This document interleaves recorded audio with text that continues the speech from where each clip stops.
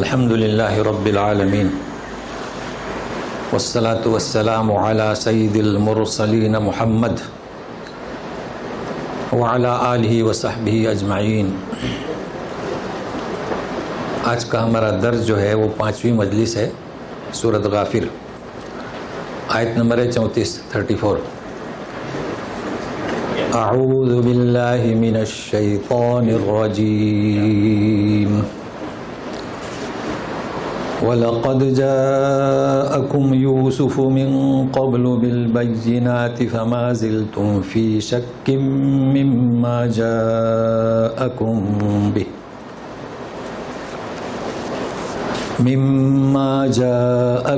بِهِ حَتَّى إِذَا هَلَكَ قُلْتُمْ لَنْ يَبْعَثَ اللَّهُ مِنْ بَعْدِهِ رَسُولًا كَذَلِكَ يُضِلُّ اللَّهُ مَنْ هُوَ مُسْرِفٌ مُرْتَابٌ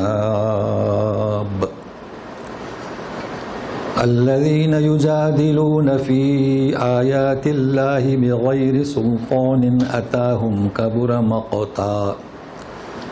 كَبُرَ مَقْتًا عِندَ اللَّهِ وَعِندَ الَّذِينَ آمَنُوا كَذَلِكَ يَطْبَعُ اللَّهُ عَلَى كُلِّ قَلْبِ مُتَكَبِّرٍ جَبَّارٍ۔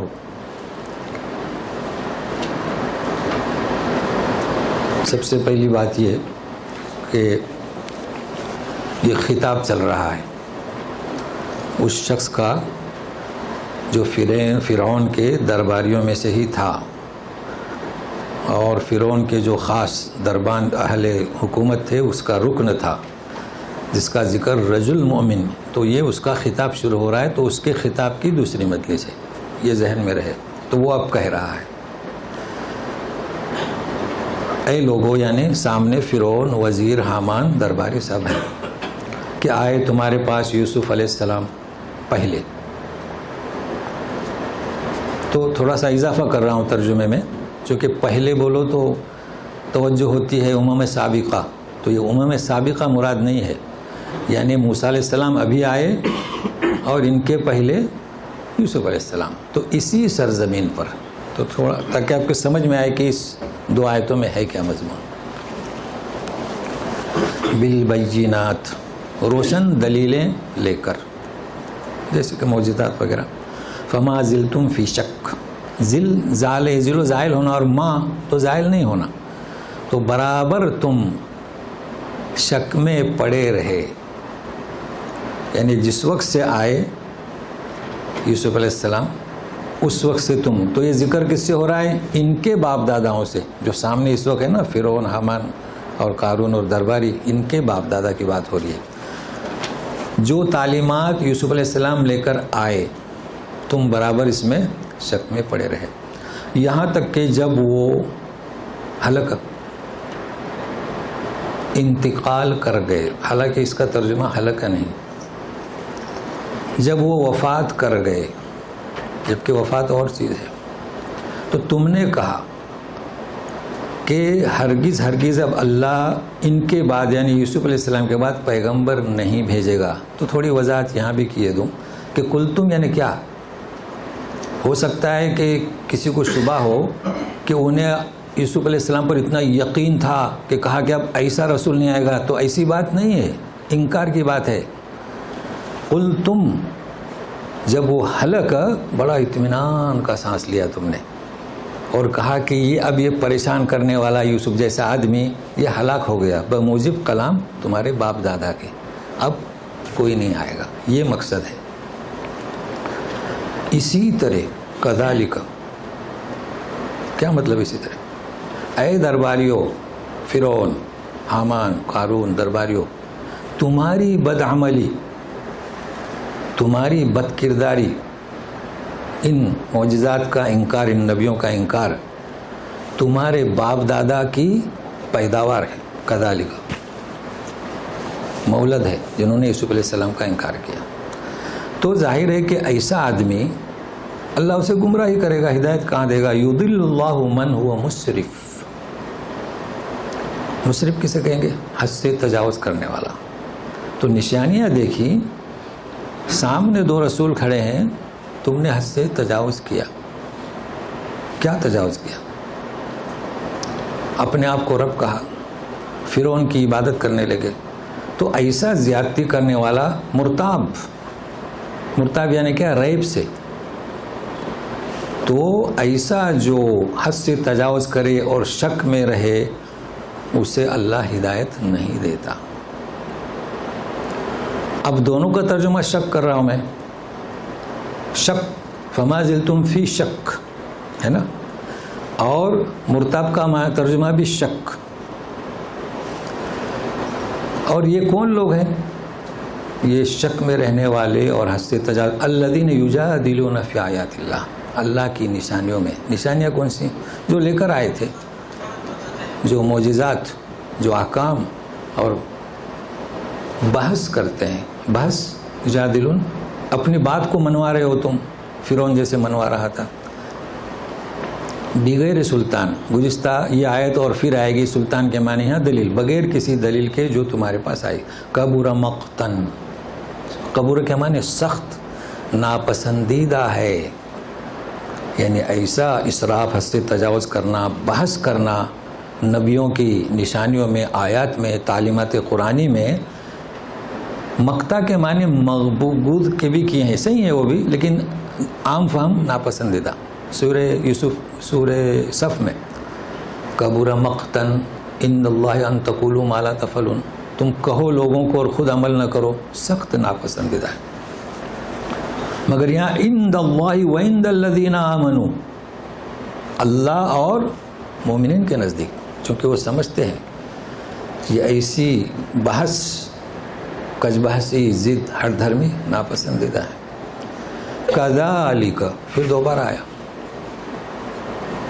تو اے فرعونیو، تمہاری یہ زیادتی، بحث، جدال، کج بحثی اسی طرح ہے، اسی کا مولد ہے جو تمہارے باپ دادا تھے. تو ایسے کے دلوں پر اللہ ٹھپا لگا دیتے ہیں، مہر لگا دیتے ہیں. کذالک یطبع اللہ علی کل قلب متکبر جبار.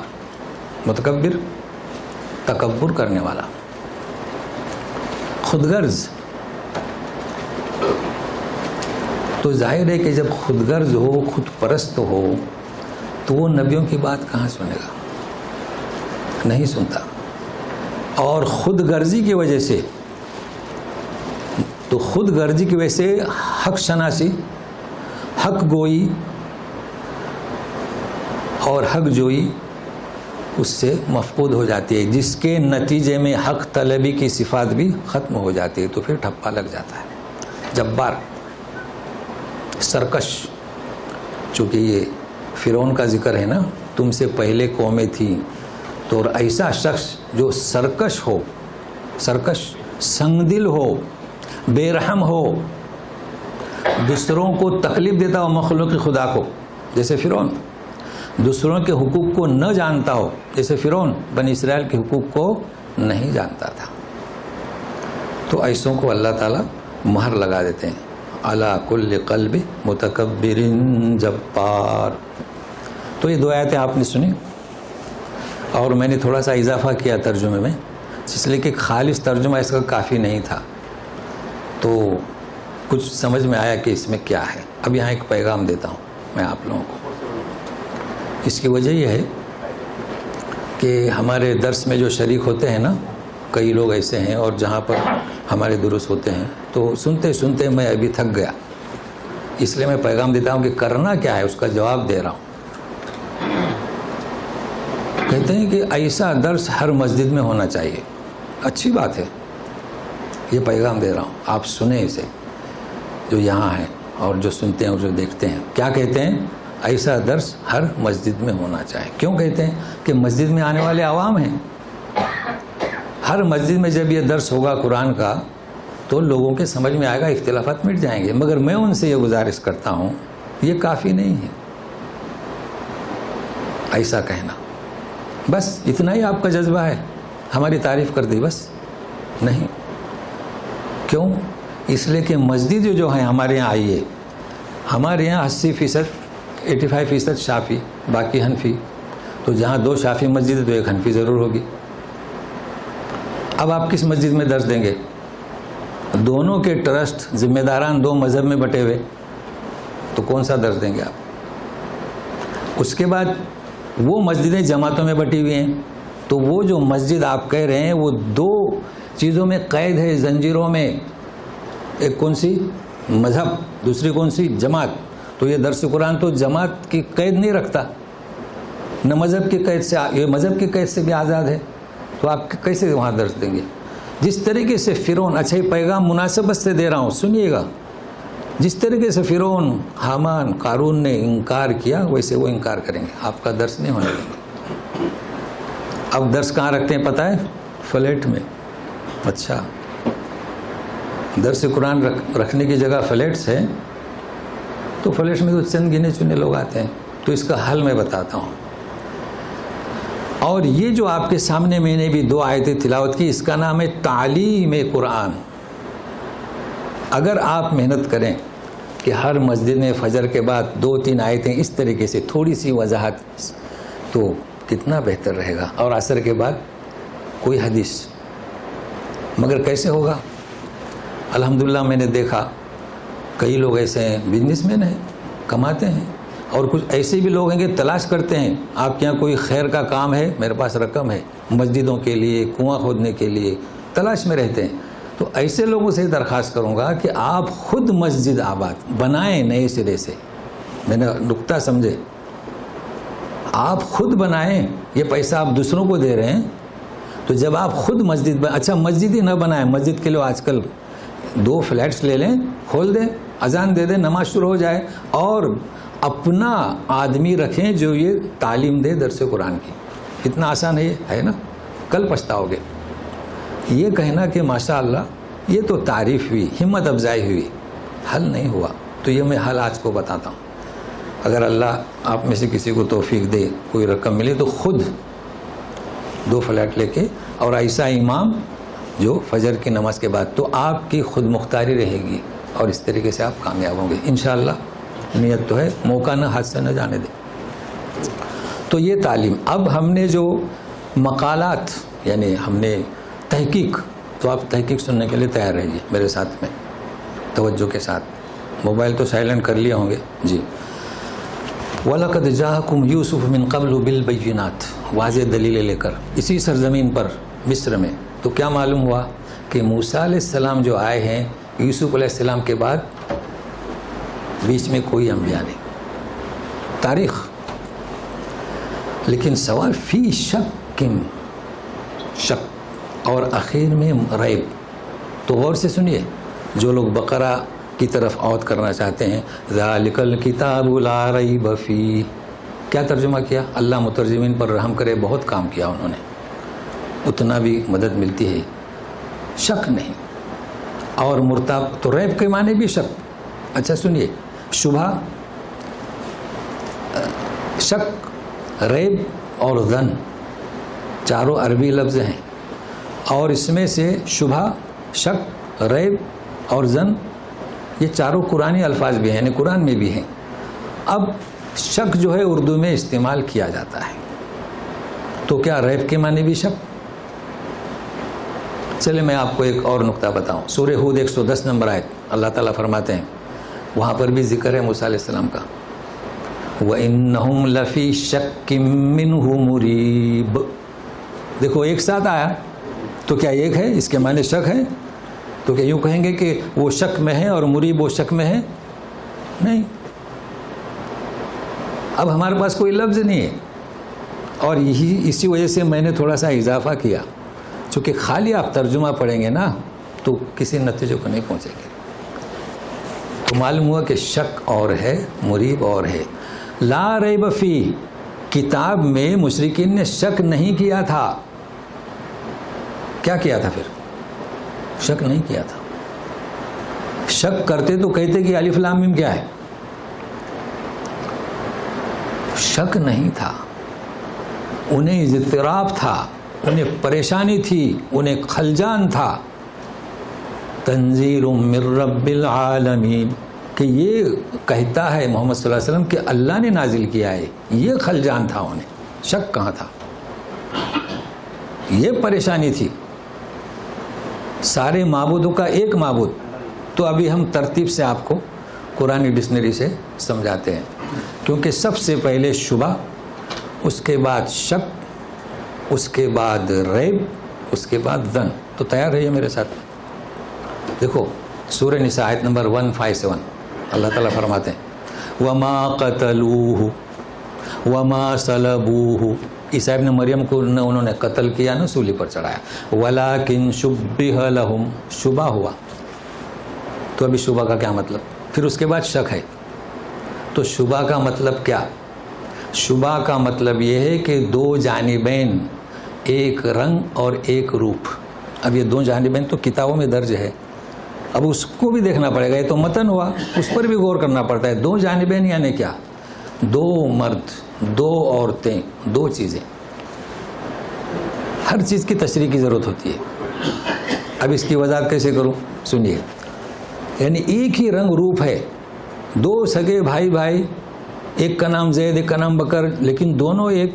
اب شبہ ہوگا کہ یہ بڑا کہ یہ چھوٹا. دو بہنیں دیکھے ہوں گے نا آپ نے جی. تو عیسیٰ ابن مریم کے بارے میں تعلق سے فیصلہ کیا کہ انہیں سولی پر چڑھا دیا جائے.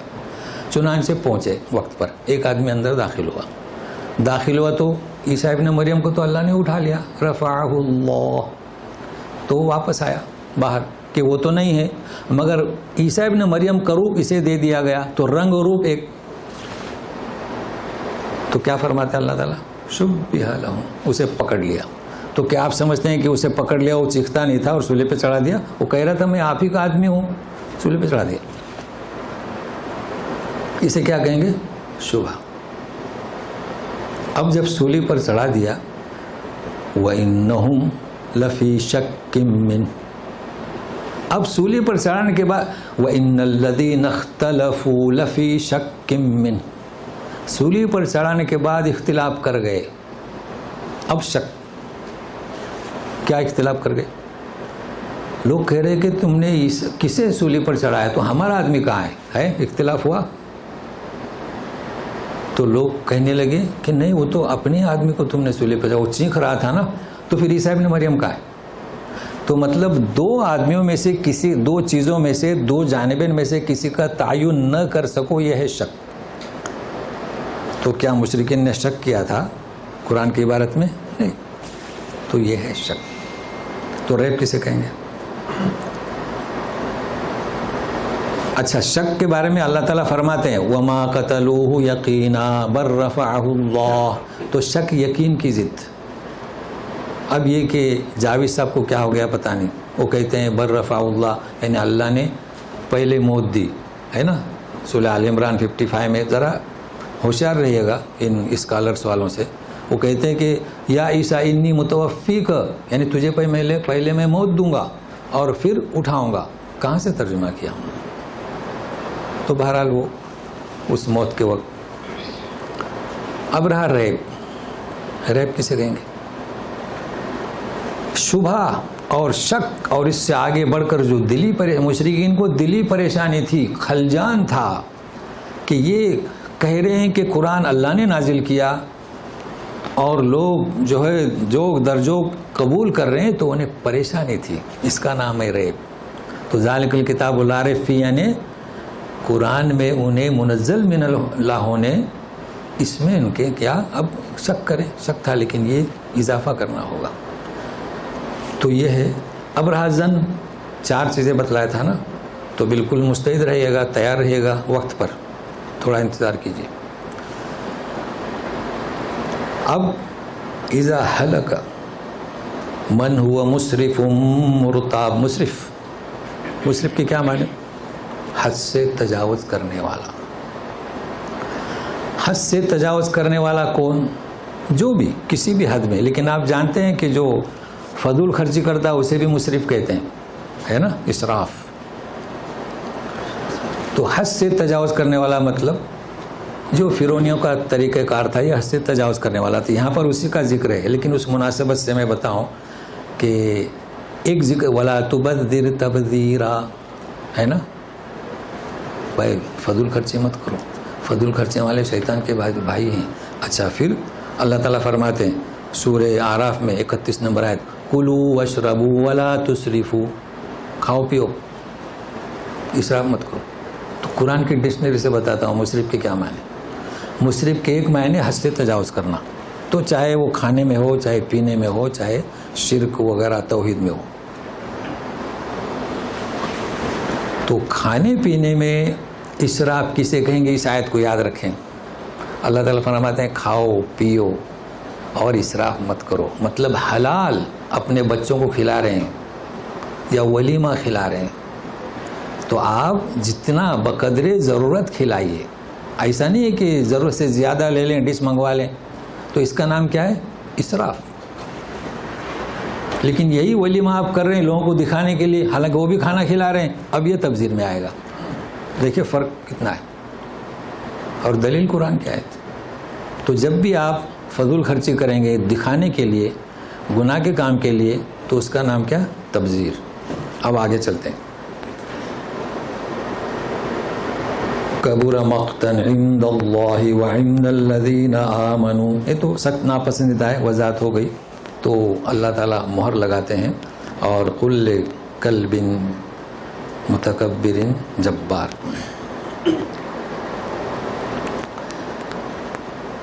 تو ابھی حلقہ باقی ہے. حلقہ ترتیب سے چلتے ہیں ہم.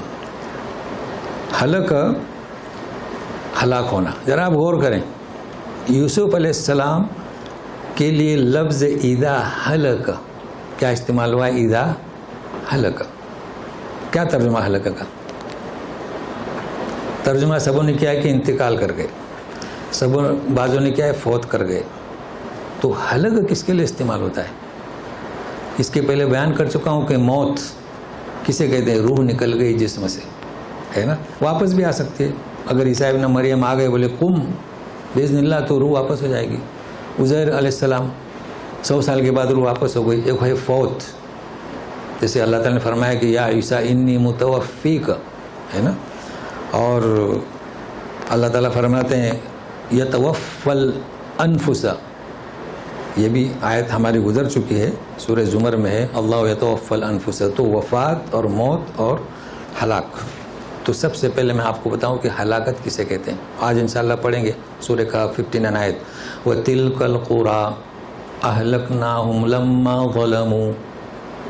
یہ بستیوں کو جنہیں ہم نے اجاڑ دیا. تو ہلاک کا لفظ کس کے لیے استعمال ہوتا ہے؟ بستیوں کو ہلاک کرنا. سورہ بقرہ میں ایک شخص کا ذکر ہے جو فساد مچاتا ہے اور بستیاں اجاڑ دیتا ہے. 205 نمبر آیت ہے یہلک الحرث والنسل. جیسے آج کل ہو رہا ہے نا، بمباری ہو رہی ہے، تو ہلاکت کا لفظ اس کے لیے استعمال ہوتا ہے. تو کیا کہنا چاہتا ہوں، تدبر یوسف علیہ السلام کے لیے لفظ کیسے آیا؟ ہم ترجمہ نہیں کرتے ہلاکت کا، یہ بتانا ہے. ہم کس کا ترجمہ کرتے ہیں؟ انتقال، وفات، مگر اس کا ترجمہ نہیں. تو اسے سمجھنا ہے. تو ذہن میں یہ بات رہی کون کہہ رہا ہے؟ رجل مؤمن، وہ کہہ رہا ہے. تو وفات کے معنی کیا؟ بہت عظیم لفظ ہے. نبی کریم صلی اللہ علیہ وسلم کے لیے ہم کیا کہتے ہیں؟ وفات النبی. موت النبی کبھی سے سنا نہیں؟ سنا کوئی نہیں کہتا. جبکہ اللہ تعالیٰ نے فرمایا انک میت وانہم انک میت وانہم میتون. فرماتے ہیں اللہ تعالیٰ سورہ زمر میں، آپ دیکھیں گے تو موت کا لفظ بھی استعمال ہوا ہے نبی کریم صلی اللہ علیہ وسلم کے لیے. ہم وفات النبی کہتے ہیں. تو عیسیٰ ابن مریم کی وفات اور نبی کریم صلی اللہ علیہ وسلم کی وفات میں فرق کیا؟ وفات کے معنی روح کو اور جسم کو اٹھا لیا. اور وفات النبی میں روح تو اٹھائی اور جسم بھی محفوظ رکھا. دیکھیے آج تک محفوظ ہے. اگر موقع ملے تو سمجھیں گے کہ آج ہی ہے تو حفاظت ہوئی نا. اور موت روح لے لی، جسم چھوڑ دیا. یہ فرق ہوا نا. لیکن ہلاکت کا لفظ کیوں؟ تو سنیے گا. اب ہم جو ترجمہ کرتے ہیں وہ ہلاکت کا نہیں. کیوں؟ قرآن کی آیت یہ ہلاکت ذرا غور سے سنیے گا کہ جاشی ابھی تو یہ ہمارے جو مجموعہ ہے نا حوامیم کا، تو 6 سورہ جاشی آیت نمبر 24. تو سنیے غور سے تو یہ بات سمجھ میں آ جائے گی. یہ مشرکین موت کو تسلیم نہیں کرتے تھے. یہ تو ہم موت کو تسلیم کرتے ہیں. کیونکہ اگر موت کو تسلیم کریں گے تو اس کا مطلب ہے کہ روح جاتی ہے اوپر اور جسم سڑ گل جاتا ہے، تو پھر روح ہے نا، اس کو تسلیم نہیں کر دیتے۔ اچھا، یہ جو میں بات کر رہا ہوں دلیل کیا؟ دلیل یہی آیت جاسیہ کی، وقالوا ما هي الا حیاتنا الدنیا، ہماری یہی زندگی ہے۔ نبی کہتے تھے کہ مرنا ہے، نہیں یہی زندگی۔ اچھا، مرنے کا لفظ استعمال کرتے تھے، نموت و نحیا، اس زندگی میں جئیں گے اور مریں گے، لیکن یہ مرنا موت وہ نہیں، جانور کی موت۔ آخر میں کیا ہے؟ وما یہلکنا الا الدہر، زمانہ ہمیں ہلاک کر دے گا۔ دیکھیں، زمانہ ہمیں ہلاک کر دے گا۔ تو تسلیم کرتے تھے موت، لیکن وہ موت نہیں جس میں روح الگ ہو جاتی ہے، اللہ کے یہاں چلی جاتی ہے۔ بس اب سمجھیے، تو یہ جو رجل المؤمن جو کہہ رہے ہیں، آیت میں کوئی غلطی نہیں ہے، بموجب ان کے، چونکہ انہوں نے جو اطمینان کا سانس لیا تھا، انہوں نے یوسف علیہ السلام کی موت کا اعتراف نہیں کیا، وہ کرتے ہی نہیں تھے۔ وہ کس کو مانتے تھے؟ اذا ہلک، اب یہ تو ہلاک ہوا، اطمینان کا سانس لے لیا، اب کوئی نہیں آئے گا۔ مگر ہم کیسے ترجمہ کریں؟ اب سمجھ میں آیا؟ تو مترجمین نے صحیح کیا ہے، تو ترجمے سے مسائل حل نہیں ہوں گے۔ تو یہ ہے۔ اب آگے باقی ہے جبار، یہی چیز باقی ہے۔ جبار کو کسی بڑے مفسر نے نہیں چھوڑا، یعنی اس جبار کی بارے میں۔ اس کی وجہ یہ ہے کہ جبار کے معنی جو اسے فرعون کے لیے میں نے کہا، تو میں نے آپ کو بتا دیا کہ سنگ دل، بے رحم اور سب کچھ بتا دیا۔ مگر ایک بات نوٹ کر لیں، جبار پورے قرآن شریف میں، سورہ حشر، اس میں 24 آیتیں تو ہیں، 23 آیت میں جائیے، صرف ایک دفعہ اللہ تعالیٰ کی صفت کے لیے واقع ہوا ہے۔ تو ایک دفعہ تو سمجھنا ہے نا، وَهُوَ الَّذِي لَا إِلَٰهَ إِلَّا هُوَ الْمَلِكُ الْقُدُّوسُ السَّلَامُ الْمُؤْمِنُ الْمُهَيْمِنُ الْعَزِيزُ الجبار۔ جی، تو اللہ کی صفت ہے الجبار، اور جبار صفت کس کی؟ ایک ظالم جابر کی، تو منفی ہوئی۔ مگر اور بھی نوٹ کر لیں، سورہ قاف، وہ بھی اخیر کی آیت میں بالکل نبی کریم صلی اللہ علیہ وسلم کی منفی صفت، وہ بھی ایک بار کیا ہے؟ فرماتے ہیں، اے رسول، نحن عالم بما یقولون، یہ لوگ جو تمہارے بارے میں کہتے ہیں ہم جانتے ہیں، وما انت علیہم بجبار۔ تو اب اسے سمجھنا ہے۔ اب یہ جبار شروع ہوا، آتے رہے گا۔ اب جب وہاں پہنچیں گے کچھ لوگ رہیں گے، نہیں رہیں گے، مگر ابھی اس کو میں صراحت کے ساتھ کھول کر بیان کر دیتا ہوں کہ جبار کا مطلب کیا۔ ایک تو منفی صفت، تو وہاں معنی کیا ہوں گے؟ یہ لوگ بہت کچھ کہتے ہیں آپ کے بارے میں، ہم نے آپ کو جبار یعنی ان کو منوانے والا بنا کر نہیں بھیجا۔ تو کیا معنی ہوئے جبار کے؟ زبردستی کرنا۔ ہم اردو میں استعمال کرتے ہیں مجبور کرتے ہیں نا۔ دیکھیں، مجبوری کا فائدہ بہت سارے اٹھاتے ہیں۔ اگر کوئی اپنے یہاں نوکر ہو، نوکرانی ہو، یا اور بھی کوئی ہو، وہ بیچارہ مجبور ہے، غریب ہے، تو اس کا فائدہ اٹھاتے ہیں۔ تو اسے کیا کہیں گے؟ جابر۔ تو دو سے تو فارغ ہو گئے۔ اب اللہ کی صفت چونکہ یہ مثبت ہے، اسے ہم سمجھیں گے، اور اس طریقے سے اللہ کی صفت پر ہم زور اس لیے دیتے ہیں تاکہ یہی وہ ایمان کی اصل روح ہے۔ تو ساتھ میں رہیے۔ تو جبار کے معنی کیا؟ جبار، الجبار کی جو اللہ کی صفت ہے، ایک معنی درستگی۔ تو درستگی کی مثال دیتے ہیں۔ دیکھیے، کشتی ہے، اس میں سوار ہیں لوگ، اور بڑے سمندر کی بڑی موجوں کو چیرتا ہوا وہ جہاز چل رہا ہے۔ اچانک تلاطم ہوا موجوں میں، ہوا شور کرنے لگی، بارش اپنا رنگ دکھانے لگی۔ اب کیا ہوگا؟ چلانے لگے، چیخنے لگے، دعا کرنے لگے، گڑ گڑانے لگے۔ تو کیا معنی بتلا رہا ہوں؟ درستگی۔ اللہ تعالیٰ نے ان کی سن لی۔ جبار، وہ جبار کی صفت انہیں حکم دیا کہ یہ شکستگان کی کشتی، یعنی ان کی کشتی کنارے لگنے تک درست و تھم جاؤ۔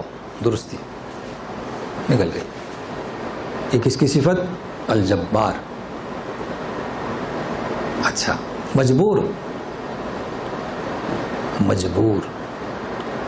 یہی مثال طوفان برپا ہے، اللہ تعالیٰ نے یہ حکم نہیں دیا بلکہ ایک مقصد کی تحت وہ طوفان تھا، مگر مجبور کر دیا کہ شکستگان کی کشتی ساحل پر لگ گئی، حکم دیا پانی کو، ہوا کو کہ اسی طوفان کے ساتھ اسے کنارے لگا دو، تو مجبور کر دیا۔ اور کیا، دو معنی بتائے، الجبار جی دردمند دلوں کی دوا، دردمندان دلوں کا علاج، مرہم، پوری دنیا، یہ کائنات ہے کوئی ایسا کہ جو پریشان حال ہے اس کی طرف رجوع کریں، آپ کے لیے انتظام اس کی جانب سے ہوگا، تو یہ ہے وہ الجبار۔ اب غور کیجئے، صفت ہے تو اتنے معنی اس کے محفوظ کیجئے۔ کذالک یطبع علی کل قلب۔ اچھا، اب دوسری حدیث ہے کہ الکبریاء و ردائی، یہ بڑائی میری چادر ہے، جو کوئی اسے اڑے گا تو اسے ذلیل کر دوں گا۔ لہذا یہ جبار کی صفت انسان کو حق نہیں ہوتا کہ کسی کو کسی بات پر مجبور کرے۔ دیکھیے دین اسلام یہ صحیح دین ہے، مگر نبی کریم صلی اللہ علیہ وسلم کے حکم ہوتا ہے وما انت علیہم بجبار۔ اب آپ غور کیجیے، دنیا میں جتنے ادیان ہیں باطل، یہ مجبور کر رہے ہیں لوگوں کو غلط دین کی طرف، کاٹتے ہیں، جلاتے ہیں کہ اپنے صحیح دین کی تبدیلی ہمارے باطل دین میں کیجیے۔ کیا ہے یہ جباریت ہے۔ تو ایسے جباریت لوگوں کو آخر میں یہی ظلم، پہلے تو دنیا میں انہیں ہدایت نہیں، ٹھپا لگا دیا، مہر لگا دی، یہ سب جبار ہے، جبکہ دین اسلام ایک واضح دین ہے۔ اب سنیے اس کی جباریت کس کی؟ فرعون کی، تو سنیے گا۔ وقال فرعون یا حامان ابن لی صرحا لعلی ابلغ الاسباب السماوات فاطلع الى الہ موسیٰ وانی لأظنہ کاذبا وكذلك زين لفرعون سوء عمله وصد عن السبيل وما كيد فرعون الا في تباب۔ اب اس کی جباریت، ظلم، کہتا ہے فرعون اے حامان میرے لیے ایک محل بناؤ، سرحن، اور قصص میں ہے کہ اینٹوں سے، فاوقد لی نارا علی الطین، یہی مضمون ہے، لیکن اینٹوں سے ایک ٹاور بناؤ، سرحا۔ لعلی ابلغ الاسباب، اسباب سبب کی جمع، تاکہ میں راستہ ڈھونڈوں۔ اب اس کی وضاحت ہو گئی، اسباب السماوات، آسمان پر جانے کا راستہ، تو ٹاور ہوا، سیڑھیاں۔ فاطلع الی الہ موسیٰ، تو میں جھانکوں موسیٰ کے الہ پر جس کی یہ دعوت دے رہا ہے، اور پھر فتویٰ بھی صادر کر رہا ہے، ابھی تو دیکھا نہیں۔ وَإِنِّي لَأَظُنُّهُ كَاذِبًا، اور میں تو اس موسیٰ کو جھوٹا گمان کرتا ہوں۔ اب اس کا ترجمہ بعضوں نے لکھا ہے سمجھتا ہوں نہیں، گمان کیا چیز ہے وہ ابھی واضح ہو جائے گا، گمان کرتا ہوں۔ اسی طرح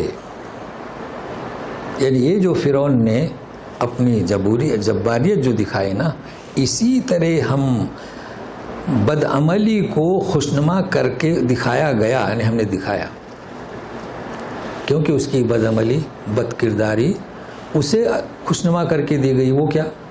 اس نے یہ سوچا کہ اگر اس دین کو نہیں روک دیا گیا تو اس کا دین غالب ہوگا، ایسی کمیونٹی بنے گی، ہمارے ساتھ ٹکرا ہوگا، ہماری حکومت ختم ہو جائے گی، تو یہ خوشنما کر کے دکھایا، روک دیا گیا راستے سے۔ وما کید فرعون الا فی تباب، اور فرعون کا مکر کیا تھا؟ تباہی کے سوا اور کچھ نہیں تھا۔ دیکھیے گزشتہ ایسی آیت پڑھے ہیں ہم نے، وما کید الکافرین الا فی ضلال، کافروں کا مکر کیا تھا؟ اس کا کوئی ٹھکانہ نہیں تھا، یا گمراہ تھا، مگر یہاں تباب ہے۔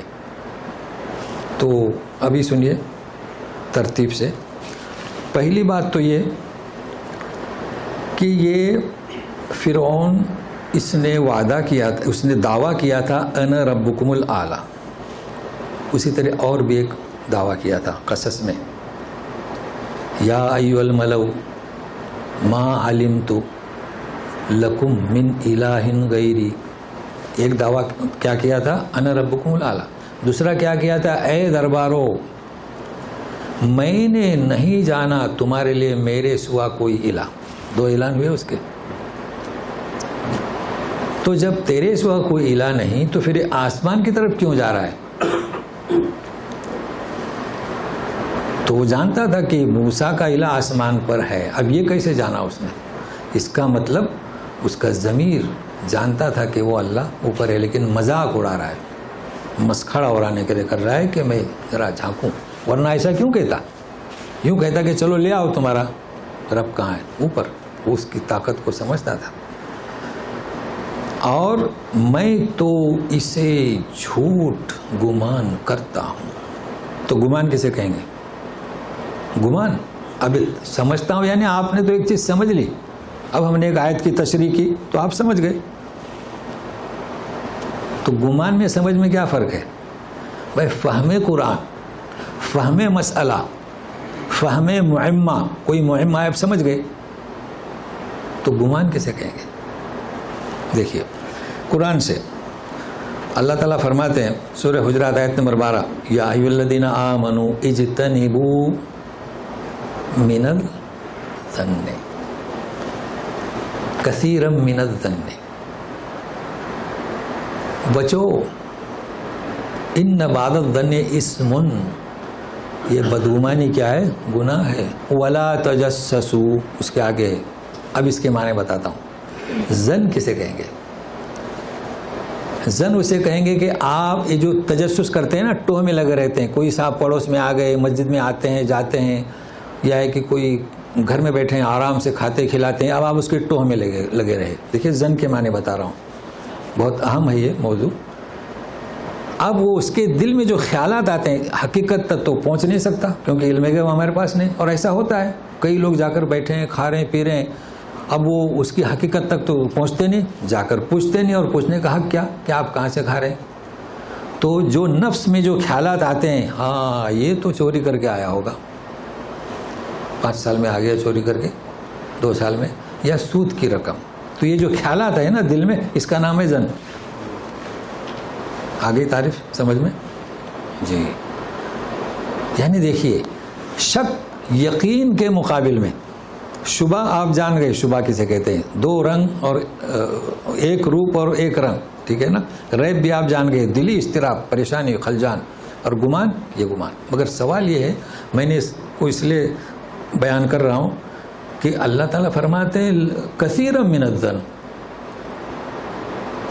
تو بہت سارے زن. اور بعض الظن میں اسم، تو معلوم ہوا کہ گمان 2 قسم کے ہیں. اس لیے میں بتا رہا ہوں، تو توجہ سے سنیے گا. توجہ سے، گمان کتنے؟ 2 قسم کے ہیں. تو یہ گناہ والا ہے، یہ تجسس، کسی کے بارے میں اپنی تعریف سے فیصلہ کر دینا کہ یہ فلاں ہوگا، گناہ ہے. مگر اب ایک اور گمان سنیے گا. نبی کریم صلی اللہ علیہ وسلم فرماتے ہیں، ترمذی مسلم کی حدیث ہے، کہ کسی شخص کو چاہیے کہ جو مرے تو اللہ کے ساتھ اچھا گمان رکھ کے ہی اس کی موت واقع ہو. مطلب اس کا ترجمہ کر کے بتا رہا ہوں. اللہ تو پھر زن مطلوب بھی ہے، مطلوب ہوا کہ نہیں؟ یعنی ہم میں سے ہر فرد کو چاہیے کہ موت سے پہلے اللہ سے اچھا گمان رکھے. تو گمان کیا؟ ہمارے پاس کوئی سرٹیفکیٹ ہے کہ جنت میں جائیں گے؟ ہمارے دلی خیالات کہ ہم اتنی محنت کر رہے ہیں، ٹوٹی پھوٹی، اللہ ہمیں قبول کرے گا انشاءاللہ جنت میں، یہ گمان ہوا نا ہمارا. حدیث قدسی سنیے کیا فرماتے ہیں. حدیث قدسی تو آپ جانتے ہیں، کہہ دیا رسول سے، کہہ دو میرے بندوں سے، انا عند ظن عبدی بی، میں میرے بندے کے گمان کے ساتھ جیسا مجھ سے گمان رکھتا ہے ویسے پیش آؤں گا. اللہ اللہ. اب بتائیں ہمیں کس حالت میں جانا چاہے؟ ہمیشہ اللہ سے نیک گمان رکھیں. یہ نہ سوچیں کہ ہم خطا کار ہیں، نہیں، ہم کمزور ہیں، ہم کمزور ہیں. اللہ تعالیٰ کا دربار بہت عظیم ہے، وہ جبار ہے، وہ رحمان ہے، وہ ہمارے گناہ معاف کرے گا. یہی ہمیشہ زن رہے. یہ حسن گمان اسے کہتے ہیں. تو معلوم ہوا کہ سوء ظن اور زن اور اللہ کے ساتھ زن. تو یہ زن کے اتفاق سے اور 4 چیزیں ساتھ میں آئیں انشاءاللہ مفید ہوں گی. تو سنیے گا اب ہم عود کرتے ہیں کہ یہ عشق کا جو زن تھا یہ کیسا تھا. معجزات آئے اور کہہ رہے ہیں رسول ربک, اور دوسرے بھی جو معجزات 9 جو گنوائے تھے, اس کے بعد بھی اس کی جرت ہو رہی ہے. کیوں جرت ہو رہی ہے؟ یاد رکھیے, جبار, حق پرستی, حق گوئی نہیں, حق جوئی نہیں, حق شناسی نہیں, تو نتیجہ کیا؟ حق طلبی بھی نہیں. حق بات کو طلب نہیں کرتا, صلاحیت اللہ تعالیٰ مفقود کر دیتے ہیں. تو کہہ دیا اس نے کہ میں تو اسے کیا گمان کرتا ہوں کہ جھوٹا. تو اسی طریقے سے اچھا, وما قید فرعون الا فی تباب. یہ تباب تو بہت آسان ہے, میں آپ کو بتاؤں تاکہ آپ کو کچھ تعلق ہو جائے. دیکھیے میں جو محنت کرتا ہوں نا, جو آپ درس دیتے ہیں یا دیں گے انشاءاللہ, دیکھیے بہت آسان لفظ ہے. اللہ تعالیٰ کیا فرماتے ہیں؟ تبت یدا ابی لہب و تب. یہی ہے وہ تب. پہلا بھی وہی ہے. فرق کیا ہے؟ پہلا تا لگی ہے. دیکھو تبت یدا, اس کے ہاتھ تباہ ہوں. اب تباہی ترجمہ کریں, چونکہ تباہی کے تباہ, ہلاک کے کیوں کرے ترجمہ. و تب, وہ بھی تباہ ہو. تو پہلا جو تا ہے ید کی وجہ سے, کیونکہ یہ جو ہمارے ہاتھ ہے نا, قرآن نے انہیں مونس شمار کیا ہے. مونس تو سب مونس واضح ہے نا, فیمیل. یہ دونوں ہاتھ, دونوں پیر, دونوں آنکھیں, دونوں کان, یہ فیمیل کا لفظ استعمال کیا ہے. تو تا لگ گئی اور فیمیل کے لیے تا آتی ہے. تو تبت یدا, اس کے دونوں ہاتھ تباہ ہو اور وہ بھی تباہ ہو. تو یہاں فرعون کا مکر تباہی کے سوا کچھ نہیں, تو کیا بھی تباہی غرق کر دیا گیا. جی اب سنیے, یہ تو فرعون نے مداخلت کی تھی دوسری دفعہ. جی دوسری دفعہ مداخلت کی نا. اب یہ رجل المؤمن کیا کہتا ہے, اور یہاں کچھ یہاں پر بھی اسی طریقے سے بیان کرنا ہے, صرف تعلیمی نہیں. تو سنیے, وقال الذي آمن يا قوم اتبعوني اهدكم سبيل الرشاد. ترجمے سے فارغ ہوتے ہیں. اور کہا اس شخص نے جو مومن ہے, مطلب وہی خطاب چل رہا ہے, یا قومی. اب ذرا غور سے سنیں, میرے ساتھ میں رہیے. ساروں نے ترجمہ کیا ہے کہ وہ کہہ رہا ہے کہ اے میری قوم. تو آپ کسے کہہ رہا ہے؟ صرف درباریوں کے نہیں کہہ رہا ہے, سارے لوگوں کو اس نے شامل کیا. ٹھیک ہے نا, یہ تو واضح ہوا. لیکن میری قوم ترجمہ کس کا ہوا, یہ میں آپ کو بتلانا چاہتا ہوں. اسی کا نام ہے فہم قرآن. اجر زیادہ ملے گا اگر آپ پڑھتے ہو گے, تصور کریں گے. دیکھو اللہ تعالیٰ فرماتے ہیں یا ایھا المزمل, پیش ہے. یا ایھا المدثر, پیش ہے. یہ تو نبی کریم صلی اللہ علیہ وسلم کے نام ہے نا, تو پھر یہاں ایک قوم ہونا چاہیے. ہاں سنیے, یہ یعنی میری, میں. تو کیا ہو گیا؟ یا قومی. تو عربی کا قاعدہ, جب یا آئے تو پہلے پیش کو ہٹا دے گے, زیر لگا دو, تو ہو گیا. کیا ہو گیا؟ یا قومی. پھر رسم مصحف عثمانی, یا کو بھی ہٹا دو, اس لیے کہ زیر بتائے گا کہ میرے پاس یا متکلم ہے. تو سمجھ گئے یہ قاعدہ ہے میری قوم. ترجمہ کرتے ہیں مگر سمجھنے کی کوشش کریں. اتبعونی, اللہ اتبعونی, یہاں پر بھی یا محذوف ہے. میری پیروی کرو. تو کس بات میں پیروی کرو؟ موسیٰ کو قتل مت کرو. ٹھیک ہے, یہ تو پیروی پہلے بھی, جب قتل نہ کرو گے تو بات آگے بڑھے گی نا. تو سنیے ابھی, اہدکم سبیل الرشاد, میری پیروی کرو, قتل مت کرو. رشاد رشد, بھلائی, بھلائی کی راہ میں بتا رہا ہوں جس میں تمہاری اخروی نجات ہے, مگر اس کی وضاحت آ رہی ہے. تو سنیے گا, یا قوم انما هذه الحیات الدنیا متاع وان الآخرة لہی دار القرار. اے میری قوم. اب یہ تو واضح ہو گیا ہے, میری قوم, یا قومی. دنیاوی زندگی متاع ہے. کیا متاع؟ برتنے کی چیز. اصل زندگی تو آخرت کے دار القرار, یعنی کیا؟ ہمیشہ رہنے کی چیز. تو متاع میں اور قرار میں فرق جانتے ہیں کیا ہے؟ برتنا اور قرار ہمیشہ اس کے بعد کچھ نہیں، اور متا اس کے بعد ہے. اگر کسی کا کوئی ولا ہے یا مکان ہے یا فلیٹس ہے، آپ نے اپنے ساتھی کو دے دیا رہنے کے لیے، اس کا نام کیا؟ برتنے کے لیے. تو کیا مطلب؟ اس کے بعد کچھ ہے، وہ اس کا نہیں، اسے نکلنا ہے نا. چاہے اس نے محل دیا ہو، قصر دیا ہو، جو بھی دیا ہو، گاڑی دیا ہو، تو برتنے کے لیے دیا. تو اللہ تبارک تعالیٰ نے یہ جو دنیوی زندگی ہمیں عطا کی ہے، کیا ہے؟ برتنے کی ہے. اس کے بعد کچھ ہے. وہ کہتا ہے کہ آپ کا ہمیشہ کا یہ گھر ہے، اگر اس نے کہا پھر بھی یہاں سے نکلنا ہے. ہمیشہ کا گھر جس کے بعد کوئی نہیں، دار القرار. تو اب سنیے، ہمیں جو محنت کرنا ہے اس برتنے والی فانی زندگی میں نہیں بلکہ دار القرار میں. تو سنیے، دار القرار کے لیے من عمل سیئۃ فلا یجزا الا مثلها ومن عمل صالحا من ذکر او انثى وهو مؤمن فاولئک يدخلون الجنة يرزقون فيها بغیر حساب. ترجمہ سنیے گا کہ دار القرار کے لیے اور دار المتا میں جو کوئی برائی کرے گا اسے اتنا ہی اس کی سزا دی جائے گی. ایک اسے سمجھنا ہے. جو کوئی نیک کام کرے گا، مرد یا خاتون، میل یا فیمیل، اسے سمجھنا ہے. جی، بشرطے کہ مومن ہو. دیکھیں واو حالیہ میں کہتا ہوں، جبکہ وہ مومن ہو، اسے سمجھنا ہے. تو پھر فَأُولَئِكَ يَدْخُلُونَ الْجَنَّةَ، وہ جنت میں داخل ہوں گے، يُرْزَقُونَ فِيهَا بغیر حساب، بغیر حساب کے. تو یہ تو بہت اہم موضوع ہے، تو ساتھ میں رہیے. جی، جو کوئی برائی کرے گا اسے اتنا ہی. حدیث ہے، من ہم سیئۃ ولم یعملها، کسی نے کوئی برائی کیا اور اسے نہیں کیا، کچھ بھی نہیں. ومن ہم حسنۃ ولم یعملها فلہ اجر حسنہ. اگر آپ نے ایک نیکی کا ارادہ کیے، جیسے کل روزہ رکھوں گا، سوموار ہے، جمعرات ہے، کوئی بھی، پھر آپ اٹھ نہیں سکے، لیکن آپ نے نیت کی نا، یا کہ مہمان آنے والے تھے، اب مہمان کے ساتھ روزہ کیسا، تو آپ کو نیت کی اس کی ایک نیکی، اور اگر آپ نے کیا تو عشر حسنہ. یہ حدیث کا ترجمہ، ٹھیک ہے.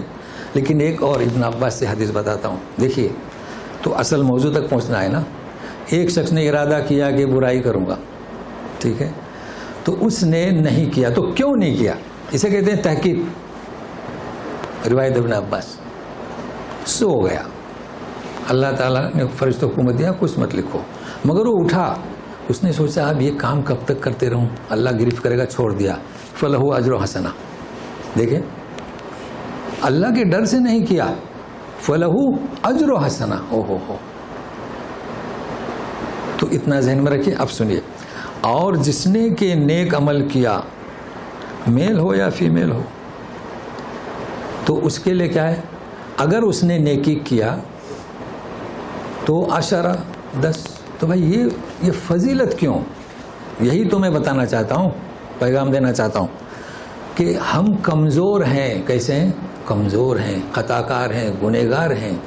تو اللہ تعالیٰ ہمیں ابھارنا چاہتے ہیں، ترغیب دینا چاہتے ہیں کہ نیکی کا کام کرو، تمہاری کمزوری کے سبب میں 10 گنا اضافہ دوں گا. اور یہ بھی شرط نہیں، اضعافا مضاعفہ. کیسے ابھار رہے ہیں ہم؟ تو بشروا ولا تنفروا. تو یہ جب قرآن سے جڑے رہیں گے نا، کئی لوگ پریشان ہیں. ہمارے ایک مسئلہ بتاتا ہوں، اسی تعلق سے سمجھ میں آ جائے گا اپنے. اللہ تعالیٰ ہمیں ابھار رہے ہیں، ترغیب دے رہے ہیں. کیوں ترغیب دے رہے ہیں؟ کمزور ہیں. یہاں پر کچھ سسٹم عجب ہے نا، پہلی صف میں وہ لگا دیتے ہیں ٹیکا دینے کے لیے. تو ہمارے لوگ بڑے پریشان رہتے ہیں کہ مسجد میں بیعت بھی کیسی. ہمارے ہاں تو بڑے باادب لوگ ہیں، باشعور ہیں، وہ تو سورہ کہف بھی جمعہ کے روز پیچھے نہیں پڑتے.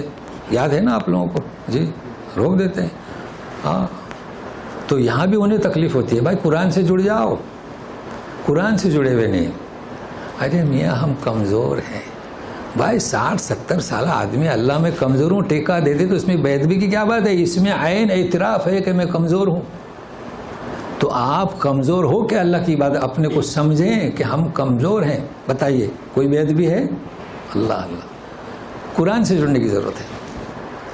یہ وید بھی نہیں. قرآن کو پیچھے رکھنے کا مطلب کیا؟ نہ اس کو سمجھو نہ اس کو عمل کرو. کسی کے پیچھے قرآن پڑھنا یہ پس پش ڈالنا نہیں ہے.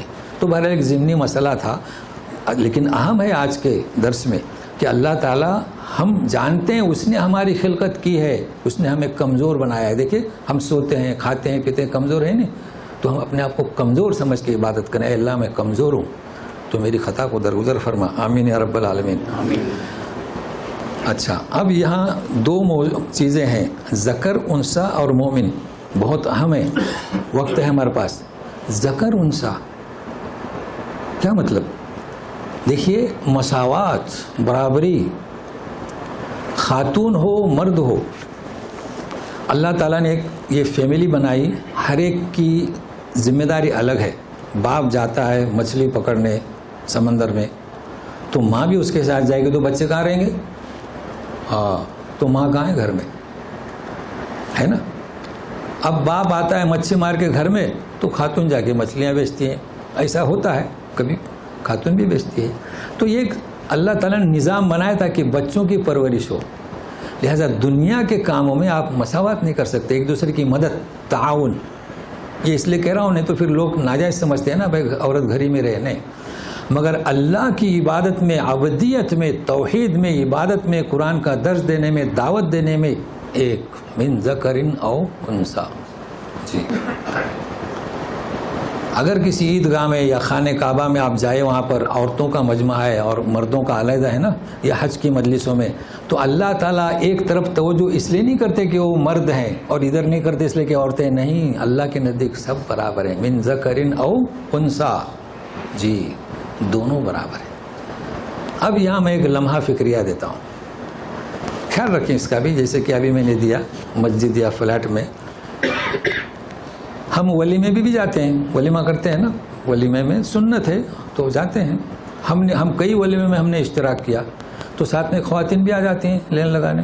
چونکہ وہاں انتظام نہیں تھا، ہم اپنا بھر لیتے ہیں، خاتون بھر لیتی ہے، اس کو آگے بھی بڑھاتے ہیں، اپنے آگے کرتے ہیں کہ نہیں کرتے. تو یہ تو جائز ہے، چلتا ہے. یہ تو میں نے ایک اچھی مثال دی. اور اگر مسجد میں اگر خاتون کے لیے جگہ بنائے عیدگاہ کے لیے، تو طرح طرح کے مسائل بن جاتے ہیں، جس طرح درس قرآن کے. کیوں؟ من ذکر و انثی، کیا اسے حق نہیں؟ تو ان کو ایک حدیث یاد رہتی ہے بس، حضرت عمر رضی اللہ تعالیٰ عنہ، بس. اور باقی حدیثیں یاد نہیں. بھائی مسجد میں اگر آپ کو اللہ ایسا موقع دے تو دیوار کے آڑ یا فرسٹ فلور پہ یا نیچے بھی ہیں تو آڑ میں وہ داخل ہوتی ہیں. تو جس طریقے سے ولیمے میں ہمیں تکلیف نہیں ہوتی، ہماری کزن رہتی ہیں، تو وہاں بھی کیوں تکلیف؟ کیا وہ ہماری بہنیں نہیں ہیں؟ وہ ہماری مائیں نہیں ہیں؟ تو اس کو بھی ذہن میں رکھیے. پیغام دے رہا ہوں ذکرن او انثی. لیکن اب اصل پیغام سنیے گا، وہو مؤمن. تو انشاءاللہ کریں گے نا، یہ دو میرے پیغام میں نے دیا، کوشش کریں. لیکن شرط کیا؟ یہ کہنا نہیں کہ ایسا ہونا چاہیے. جی یہ کب تک ہوتا رہے گا؟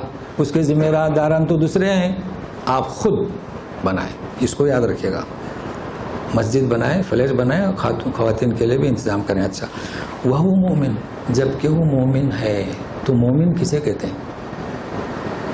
بھائی اس ایمان کی بات نہیں کر رہا ہوں وقت گزاری کہ آمنت باللہ و ملائکتی و کتبی، نہ اس کی بات کر رہا ہوں. نہ اس ایمان کی بات کر رہا ہوں کہ حدیث جبریل بہت مشہور ہے، آئے تھے نبی کریم صلی اللہ علیہ وسلم کو شخص کی صورت میں اور ٹیک دیے تھے، بولے مل ایمان، وہ بھی مشہور ہے، سب جانتے ہیں. اس کی بات نہیں کر رہا ہوں، سب جانتے ہیں اس حدیث کو. ایمان کی تعریف کیا ہے؟ بھائی ایمان کے پلر وہ تو ہیں، ایمان کے ارکان ہیں، اس کی بات نہیں کر رہا ہوں. مومن کسے کہتے ہیں؟ یہ میں سوال کرتا ہوں. ہمارے ہندوستان میں اسلام پہنچا. اب ذرا غور سے سنیے اس پیغام کو، یہ بھی ایک پیغام ہے میرا. اپنے بچوں کو سکھائیے. کیا پہنچا سمجھتے ہیں؟ سب کتابوں میں آپ کو یاد ہوگا. ایمان کسے کہتے ہیں؟ تو آنکھ بند کر کے بولیں گے، تصدیق بالقلب و اقرار باللسان، ہے نا. وہ مومن. سنیے آج ہماری کیا حالت ہے، کیا پوزیشن ہے ہماری. قرآن میں تو نہیں ہے یہ سب، عربی کتابوں میں نہیں ہے. قرآن میں کیا ہے سنیے، الا الذین آمنوا وعملوا الصالحات. دو کو لیا، ایک کو چھوڑ دیا. دو تو ہیں قرآن میں. ایک کو چھوڑ دیا. سنیے عربی کتابوں میں کیا ہے. تصدیق بالقلب یعنی کیا معنی تو جانتے ہیں نا, دل سے. اقرار باللسان زبان سے اقرار کرنا. عمل بالجوارح عمل کرنا ہاتھوں سے زبان سے. عمل زبان کا بھی عمل ہے نا, پیروں سے. تو عمل بالجوارح کو کیوں چھوڑ دیا؟ کیا بات ہے, وجہ کیا ہے اس کی؟ ایک شخص کہتا ہے کہ رب العالمین, اور لوگ کہتے ہیں زکوٰۃ دو تو نہیں, رمضان کے روزے رکھو اس نے فرض کیے ہیں تو نہیں. تو عمل بالجوارح نہیں ہے تو وہ ایمان ہی نہیں ہے, اس کا نام ایمان نہیں. تو ایمان کی تعریف کیا؟ اپنے بچوں کو ایک اضافہ کریں, عمل بالجوارح, عمل کو اپنانا, یہ ہے ایمان. یقین مانیے کہ منافقین بھی کہتے تھے انک یا محمد رسول اللہ, مگر عمل نہیں تھا ان کا. عمل جو تھا وہ دکھلاوے کے لیے تھا. یہ خاص طور پر آپ اس کو یاد کر لیں, ساری کتابوں میں یہی لکھا ہوا ہے. دو کیوں لکھا ہوا ہے؟ کیونکہ انہوں نے قرآن سے نہیں لکھا, سمجھ رہے ہیں نا, کتابوں سے لکھا. ایک کتاب پہنچ گئی وہاں پر, انہوں نے اس پر رائے, تو یہ رائے ہو سکتی ہے, رائے تھی. جو کتاب ہمارے یہاں ملتی ہیں وہ ایک رائے تھی, باقی دیگر ائمہ کی رائے یہ نہیں ہے, وہ تو تین کو.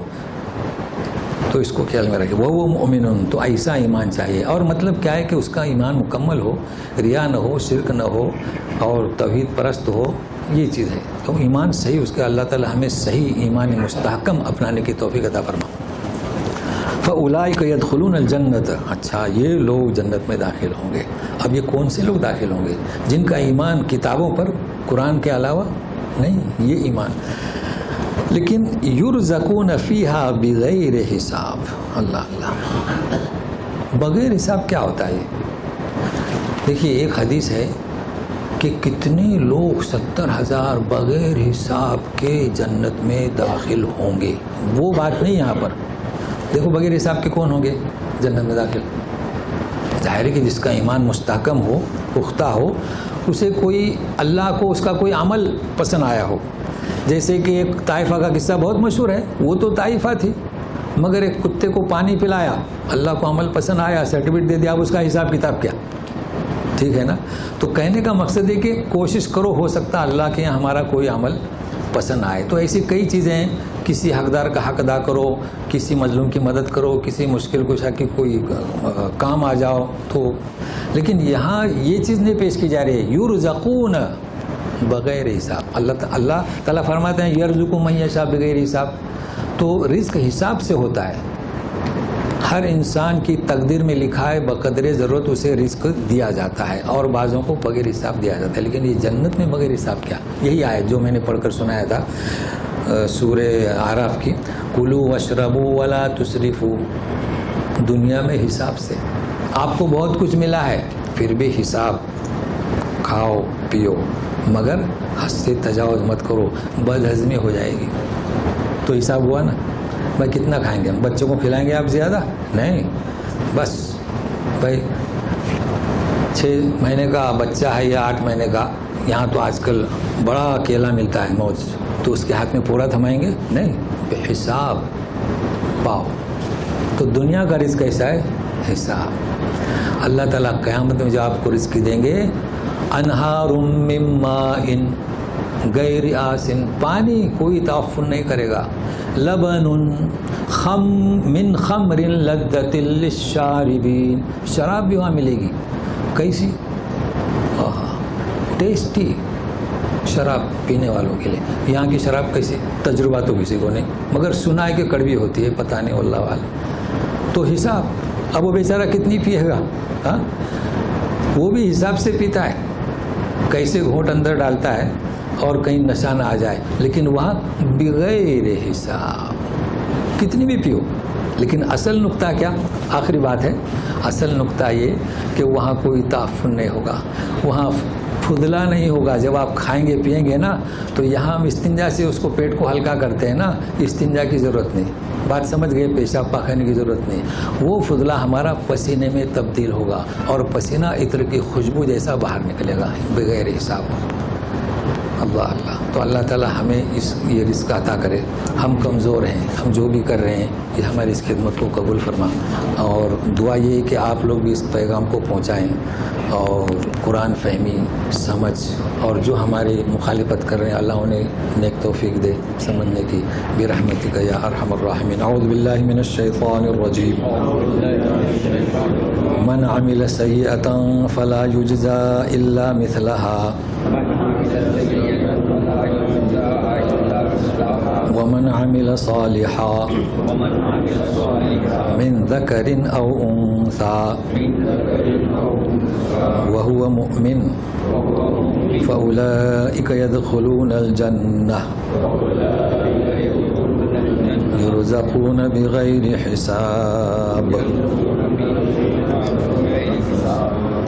ابھی سوال تو کریں گے کہ اعلان سنیے گا. جی, آئندہ جمعہ جو ہے نا انشاءاللہ موسم صحیح رہے گا تو آپ لوگ 9:30 بجے آئیں. اس کی وجہ یہ ہے کہ ہمارے ایک صاحب خیر ہیں, آپ کے لیے کچھ ناشتہ لانا ارادہ کیے ہیں. تو ظاہر ہے کہ 9:30 سے 10 تک تو ناشتے میں مشہور رہیں گے, پھر 10 کے بعد پھر تیاری تو یاد رہے گا انشاءاللہ. اگر آپ کے ساتھ میں کوئی مہمان ہے تو وہ جائیے. چلیے تو آپ کے یہ جبار کے مثبت معنی میں بتانے کے, جی, لیکن عمومی طور پر جو ہے جبار ہوا, ماکرین ہوا, انتقام ہوا, اور یعنی مہر لگا دیتا ہے, یہ سب یہ نیگیٹو امپیکٹ دیتے ہیں, منفی وہ دیتے ہیں اللہ کے لیے, اور اس سے بہت یعنی لوگ جو ہے وہ مایوس بھی ہو جاتے ہیں. جی, تو یہ زو معنی الفاظ استعمال کیوں ہوئے, اور یہ اگر یہ پازیٹیو ہے تو یہ پازیٹیو ورڈ جو ہے وہ رائج کیوں نہیں ہوئے ہمارے معاشرے میں, یہ نیگیٹو ہی رہے, اور اسی لیے ہم پر اس کا نیگیٹو اثر ہوتا ہے. اس سے کیا جی, اصل میں ان کا سوال تو سمجھ گئے نا کہ اللہ تعالیٰ نے جبار کے تو میں نے دونوں معنی بتلا دیے, مثبت کے اور منفی کے. اور یہ جو دوسرے کہہ رہے ہیں کہ مہر لگاتا ہے اور انتقام ہے اور غلام نہیں ہے, تو یہ بھی ایسی ہی نیگیٹو پازیٹیو ہیں, سمجھ رہے ہیں نا. اب یہ معاشرے میں معروف کیوں نہیں ہے, اس کی وجہ یہ ہے جیسے کہ آج کل جو محنت ہو رہی ہے ایمان پر, وہی محنت مسلمانوں پر ہو رہی ہے. ہمارے آپ کیا کہتے ہیں اسکالرس جو ہیں نا, یا اب کیا کہیں, جو ہمارے مولوی حضرات ہیں یہ خود اس کا مطالعہ نہیں کر رہے ہیں. یہ جس طریقے سے جبار کو میں نے بتلایا نا اسی طریقے سے اس کی تحقیق ہے. تو جب آپ سنیں گے تو مطمئن ہو جائیں گے. تو اب وہ تو انشاءاللہ کوشش کروں گا. میں تو ہر صفت کو لے کر جو نگیٹو پازیٹو ہے نا میں کوشش کرتا ہوں, لیکن آپ کا اعتراض بالکل صحیح ہے. لیکن اصل مقصد یہ کیا ہے نقطہ, کہ ہمارے یہاں جن کو ہم نے اپنا پیشوا سمجھا ان کا خود مطالعہ نہیں ہے. وہ کیا کیسے معاشرے میں عام کریں گے. اب دیکھیے آپ لوگوں نے سنا, اب یہ پھیلے گا نا, جتنے لوگ سنیں گے تو پھیلا ہی نہیں رہے بلکہ وہ تو روک رہے ہیں. تو انشاءاللہ یہاں آپ آتے رہیے, جڑے رہیے, کوشش کی جائے گی. چلیے. آج کے ڈیٹ میں آپ ہم لوگ کہتے ہیں غفور الرحیم اللہ غفور الرحیم جان پڑھاتے ہیں اپنی, تو ہم کو نہیں ہو جائے تو گن ہو جائے گا. کیا گن چڑھنا چاہیے. ہاں ہاں عام طور پر ہم لوگ ماحول یہ کہ ہر وقت کی جو اللہ غفور الرحیم ہے. ہاں ہاں جی جی اس کو ذرا پکڑے ہوئے غفور الرحیم. ہاں جی, نہیں وہ لوگوں کا غلط فہمی ہے. اصل میں لوگ کیا سمجھتے ہیں, وہ تو بہت ایسے کم سمجھ لوگ ہیں. آپ ان سے کہتے ہیں چلو نماز کے لیے آ جاؤ تو کہتے ہیں غفور الرحیم ہے. یہ تو ان کی سمجھ ہے. لیکن ایک چیز اس میں تھوڑی سی اشارہ کر دوں ابھی, یہ جو اللہ تعالیٰ ذو انتقام ہے نا, مدد, اور جو ان مشرکین کو جو عذاب دیا جاتا ہے نا, تو یہ اصل میں کیا اس کو یہ نگیٹو نہیں ہے, اس لیے کہ اس کے مسبب تم ہی ہو. یعنی جیسے کہ یہ فرعون دیکھو نا, اس کو ڈبا دیا گیا تو یہ ظلم نہیں ہوا. کیوں نہیں ظلم ہوا, کہ تمہارے لیے اتنے معجزات ہم نے بھیجے, 2 رسول بھیجے, اور اس کے بعد بھی تم اپنی جباریت پر قائم رہے, تو تمہاری یہی سزا, یہی عدل ہے, یہی انصاف ہے. یہ نگیٹو نہیں ہے, لیکن مزید اس پر ہم سمجھاتے رہیں گے. چلیے, تو یاد رہے گا پیغام. جی جناب ایک پوائنٹ ہے, ہاں, جیسے جبار جو نام ہے اس میں میں سمجھتا ہوں جبار نگیٹو اس میں نہیں ہے. نہیں اس میں نہیں, وہ تو اللہ کا صفت ہے نا, اللہ کی صفت میں نگیٹو نہیں ہے. جبار نیگیٹو صفت نیگیٹو لوگوں کے لیے رہنا پازیٹیو ہوتی ہے. ہاں جی, جی اعلان ہو چکا، سن لیے